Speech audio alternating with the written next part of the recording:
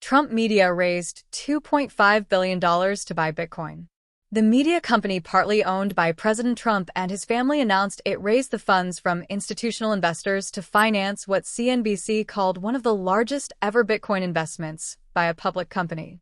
Investors were not initially pleased, with the stock dropping 10% after the news was reported.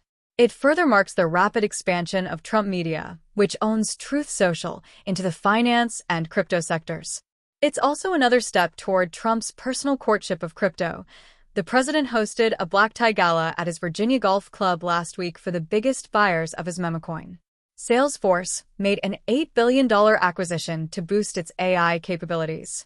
Informatica, a data management software company, is now owned by Salesforce, the cloud giant announced yesterday. It's Salesforce's biggest purchase since it acquired Slack for $28 billion in 2021. The goal is to leverage Informatica's data catalog to improve Salesforce's fleet of AI agents. Informatica had been a Salesforce target before, but talks broke down last year before being revived when Informatica's share price fell, reportedly as a result of the failed initial talks.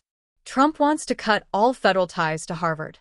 The White House plans to cut the federal government's remaining contracts with Harvard, worth about $100 million, the New York Times reported.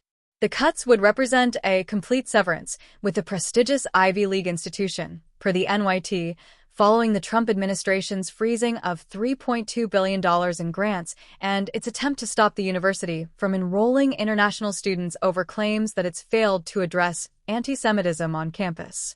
A federal judge has temporarily blocked the White House's effort to stop Harvard from enrolling international students.